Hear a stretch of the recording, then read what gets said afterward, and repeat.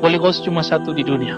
Ya, kita sudah sering ulang ya, biar antum tambah ingat. Kutub yang satu itu namanya Al-Kutub Al-Ghaus. Namun kalau mengikuti sistem kenabian, berapa jumlah nabi? 124.000.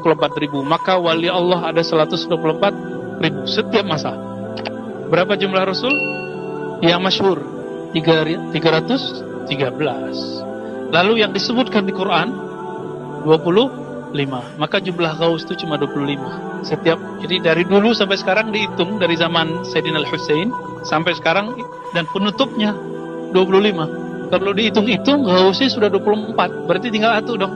Maka ini sudah akhir zaman, teman-teman. Nanti kalau muncul Al-Ghaus itu, pastikan dia Al-Mahdi. Antum baiat sama dia. Leburkan semua torikot-torikot kita. Namun torikotnya apa? Torikot Mu'tabarah 4040. Leburkan semua, baiat kepada beliau. Itu. Kapan itu? Gak lama lagi. Cuma gak lamanya saya gak tahu. Itu ilmu Allah Subhanahu wa ta'ala. Sebenarnya kita dikasih tahu sih. Cuma rahasia itu gak boleh dibuka-buka. Ya. Kapannya, di mananya, wallahu alam lah nanti. Takut-takut kita salah kan? Takut-takut yang kita pandang itu salah. Wallahu a'lam bishawab. Dan itu bukan saya loh ya. Ini bukan muka Habib nih. Dia pasti Habib. Tapi tidak semua Habib, teman-teman. Ya, tidak semua Habib. Habibnya pasti yang tidak terkenal, mastur. Kebanyakan Ghaus itu mastur, tidak terkenal. Ini rumus nih ya. Ghaus itu kebanyakan ya mastur. Siap? Beliaulah yang punya ilmu ini yang tadi kita sebut. Jadi cukup ketemu beliau, tasdik sama beliau, antum sudah naik ke alam malakut sudah. Terus naik sampai Baitul Ma'mur. Malaikat Jibril sampai di mana? Sidratul Muntaha. Berarti malaikat pun hanya sampai Sidratul Muntaha. Itulah ujung dari malakut. Ini yang disebut di mukadimah kitab ini. Jadi ujung malakut di mana? Sidratul Muntaha. Maka disebut Muntaha. Sidrah itu disebutkan dalam hadis Imam Bukhari. Ini kayak pohon, daunnya seperti telinga al-fil. Apa arti fil? Gajah. Nah, ini yang disebut ya pohon-pohon ma'rifat lah. Dia di penghujung. Wali kalau sudah bolak-balik di situ, kalau turun-turun ke bumi ngomongnya ma'rifat mulu. Tapi ma'rifat malakuti ya. Ma'rifatnya para malaikat. Itu baru wali itu. Ya. Kalau walinya nggak tahu jalan ke sono, nggak usah ngaku wali deh. Ya. Kita belum nih. Kita nggak usah ngaku-ngaku. Biar guru kita aja ngasih tahu. Ya. Kita nggak mau membicarakan hal-hal yang kita nggak tahu pasti masalah itu. Ini kan alam ghaib. Kita hanya menceritakan apa yang beliau katakan. Ya. Lalu jika Allah berkehendak, begitu dikatakan di sini, maka Allah angkat dia ke alam Jabarut. Jabarut, Jabar. Apa arti Jabar? Kekuasaan. Boleh diartikan itu alam kerajaan-kerajaan, kekuasaan-kekuasaan para arwah-arwah suci. Yang tadi 124.000 itu ditambah para malaikat. 124 itu ada nabi, ada wali, lalu tambah dengan malaikat-malaikat tinggi. Jadi malaikat itu ada yang tinggi, ada yang biasa. Nah, cuma kalau mengikuti jalur Sidratul Muntaha, seharusnya tidak ada malaikat di situ. Siapa di situ? Nabi, Rasul, Wali. Nabi, Rasul, Wali. Nah, itu alam Jabarut. Maka orang kalau sampai di alam Jabarut, dia nanti akan ketemu ruhaniyah silsilahnya. Ya, ketemu dia ruhaniyah silsilahnya. Antum kalau punya guru, minimal dia ketemu 1, 2, 3 orang silsilahnya. Kalau enggak paling ujung Rasulullah sallallahu alaihi wasallam. Jadi kalau ada mursyid bertemu dalam zikirnya, dalam mimpinya, ketemu dengan Nabi, itu dia sudah diperjalankan insyaallah ke Jabarut. Karena di situ ada negeri para nabi, negeri para wali, negeri para rasul. Kira-kira seperti itu, ya. Mereka yang murad tadi itu mi'raj rohani, ya. Allah yang angkat, kita nggak ada urusan. Mursyid cuma bisa mendoakan murid, kasih wirid, muridnya mau menanggalkan ego-egonya, jubah-jubahnya, semua gelar-gelarnya, nanti Allah angkat insyaallah. Maka jangan berhenti di satu mursyid. Kalau antum sudah matang di satu mursyid, minta izin sama dia. Saya mau ngaji ke tempat si fulan. Gak apa-apa, ya. Saya selesai di Thariqat Saman, saya minta izin belajar Naqsyabandiyah ke guru saya. Habis Naqsyabandiyah, saya minta izin lagi belajar Khidriyah, Syaziliyah dan lain-lain ke guru kita, ya. Ketemu Khidriyah sudah cukup bagi saya, ya. Karena ternyata semua Thariqat mursyidnya belajar ke Nabi Khidir, ya. Maka ijma' ahlus sunnah sufi, Nabiullah Khidir mazala hayyan, masih hidup. Siapa yang mengatakan itu di kalangan ahli hadis sufi? Ibnu Hajar al-Asqalani, Imam Ali Raqi, Imam As-Suyuti. Ya, cukup nggak nih 3 orang nih? Masih kurang cukup. Imam Subki Tajuddin yang anaknya, Taqiyuddin yang bapaknya. Masih belum cukup. Ibnu Athaillah Sakandari. Masih belum cukup. Siapa lagi? Abul Hasan Asy-Syadzili, ya. Bahkan di kalangan fuqaha ada Al-Imam Ibnu Hajar Al-Haytami. Tapi beliau mengatakan saya nggak sadar, dan beliau mengatakan di Fatawa Al-Hadithiyah, akhbarani, ya, saya dikabarkan seseorang ahli zikir, ahli qalbu, bahwa Nabi Khidir mengucapkan salam untuknya. Kalau antum bisa berkoneksi dengan beliau, kadang-kadang ada dengar kalamnya itu, ya. Semoga nanti ketemu dengan Al-Ghausnya, nanti diajarin tuh cara koneksi dengan beliau. Kalau enggak, ya untung-untungan. Jadi mursyid-mursyid di dunia itu berharap ketemu Nabi Khidir, tapi untung-untungan, teman-teman. Cuma kalau antum ketemu Al-Ghaus, dia bisa atur dengan zikir-zikirnya itu dapat dipastikan ketemu. Nah, semoga kita termasuk orang yang dapat anugerah itu. Amin ya rabbal alamin. Lalu beliau mengatakan, ya, orang-orang di alam Jabarut itu nanti dia mencicipi. Di sini disebutkan, ya, syaraban, ya, minuman-minuman Jabarut. Kalau bahasa guru kami di Khidriyah, dia memakan buah-buah Jabarut. Makanya coba lihat, kenapa ada mursyid Abul Hasan Syadzili nurunin wirid hizib apa tadi yang kita baca pada asar, hizib bahar, ya. Ada Al-Haddad, ada Al-Attas, apa lagi? Ada Syekh Abdul Qadir Jilani.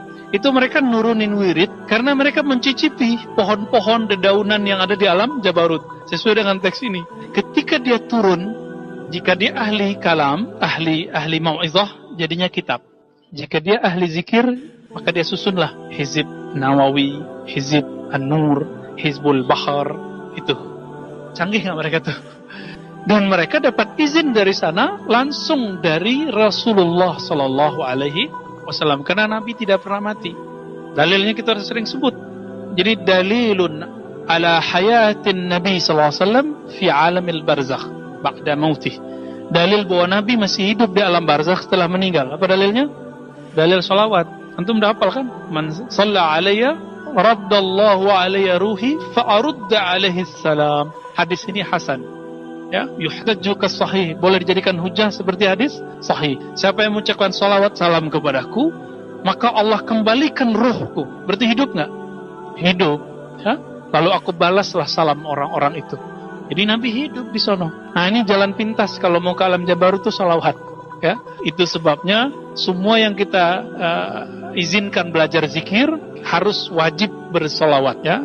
Biasanya saya udah kasih angka-angka tertentu, ya, 313, 400, 500, itu sedikit. Masyayikh kita 1000, 10.000, itu mah cuma ya, per napas dia. Jadi jangan bangga dulu antum sudah zikir banyak, santai aja dulu. Ya, santai aja dulu.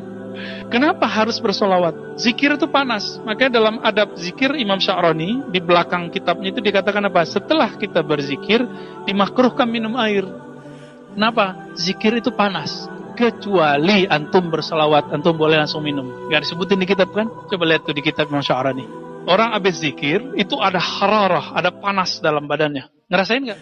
Dada kadang panas, kadang dingin, kadang panas dingin, kadang melayang, kadang berteriak, kadang terkejut, kadang merinding. Benar nggak? Dan sensasinya asik nggak? Nah, yang sudah mengamalkan zikir itu akan merasakan asik.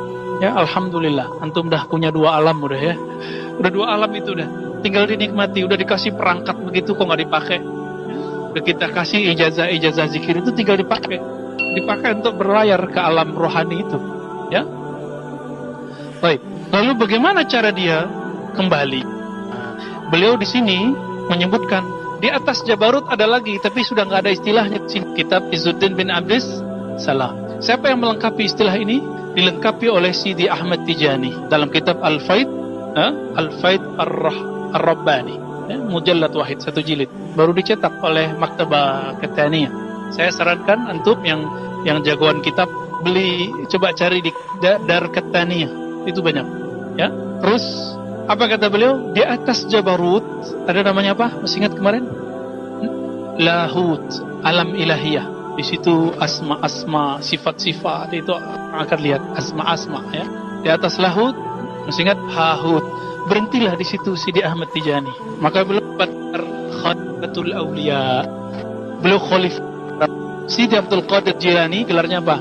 Sultanul Auliya, masih tinggi. Sidi Abdul Qadir masih lebih tinggi. Jadi semua Sidi Abdul Qadir Jilani. Ya. Termasuk Syekh Muhammad Bahawi Naqsyabandi masuk. Ya. Abul Hasan Syadzili aja minta izin dulu ketika beliau membuat thariqat baru, itu minta izin ke Sidi Abdul Qadir Jilani Ar-Rohani. Walaupun kemudian setiap murid thariqat menganggap gurunya paling tinggi, emang harus begitu. Kalau antum nggak usul, murid kalau nggak percaya sama gurunya bisa sampai nggak? Nggak. Sama kita mau belajar Quran, tapi kita nggak yakin guru kita bisa, ini nggak nyampe-nyampe. Jadi kalau udah ngaji, yakin gurunya ini wasil, gurunya usul, ditandain dia dapat ijazah dari gurunya, ditandain antum ketika ditalkin zikir ada rasa nikmat dalam kolbunya. Kalau belum, jangan salahkan gurunya, salahkan kolbunya belum bertawajuh kepada Allah Subhanahu wa Ta'ala. Orang rumusnya jelas kok. Ala bidzikrillah tatmainnul qulub. Zikir pasti tenang. Iza dzukirallahu wajilat qulubuhum. Disebut nama Allah kalbu bergetar. Antum gak getar, apa masalahnya? Berarti kurang yakin. Karena kurang yakin gak tembus getaran itu ke kalbu. Jadi jangan main sembarangan aja kita ya. Wah, ini makom gurunya gak nyampe. Dianya yang gak nyampe, gurunya dibilang gak nyampe. Ini bukan masalah umur. Saya punya guru, dia jadi mursyid umur 19 tahun. Sekarang umurnya udah 70-an tahun. Antum bisa bayangkan udah berapa lama dia pakai zikir itu. Setiap malam dia nggak mau tidur kecuali minimal 5.000 dia khatam, minimal. Belum nanti sebelum subuh dia khatamkan lataif. Belum lagi nanti dia sab'ina alfan min tahlil ya, 70.000 zikir la ilaha illallah. Kalau duduk begini dia udah ngelihat antum itu udah nggak semua tuh isi kolbunya dia. Cuma sampai di kolbu, ruh belum kebaca ya. Ruh itu rahasia al-ghaus, hanya al-ghaus yang dapat izin. Baik. Setelah hahut, apa kemarin? Hahut itu alam musyahadah. Ini yang disebut al-ihsan, an ta'budallaha ka'annaka tarah fa in lam takun tarah fa innahu yarah ya. Itu alam hahut, ya udah wali besar lah itu ya. Udah enggak tahu deh namanya apalah. Di atas itu ada lagi, tapi Sidi Ahmad Tijani berhenti di situ. Bukan berarti roh beliau berhenti di situ, tapi beliau berhenti mengistilahkannya, karena bukan haknya Sidi Ahmad Tijani menjelaskan makom setelah itu. Yang menjelaskan wali akhir zaman, ya, apa makom di atasnya. Itu yang sudah kita jelaskan di pekan lalu ya. Semoga kita diizinkan Allah untuk melewati makom itu supaya kita bisa bertaqarrub kepada Allah Subhanahu wa Ta'ala. Apa kata beliau? Falamma sahha bi dzikrihi wa sahha min sakrihi. Ketika orang ini sudah sah dia berzikir menyebut nama Allah, lalu dia bangun dari sakernya. Jadi orang kalau masuk ke alam itu dia saker. Apa arti saker? Mabuk. Dia mabuk. Inilah yang kemudian dibahasakan oleh Maulana Jalaluddin Ar-Rumi. Jadi zikir-zikir itu bagi Ar-Rumi itu sama dengan wine, khamar, tapi khamar rohani, bikin fly. Orang-orang kalau nggak paham istilah beliau dikira Jalaluddin Ar-Rumi menghalalkan khamar. Ya, nggak ngerti mustalah beliau. Salaha lisanu ashqihil maqrub ya, wa qultu fi dzalik. Maka orang begini barulah dia nanti lisannya cocok berbicara tentang masalah-masalah ishq. Ini yang kita sebut kerinduan ma'rifatullah.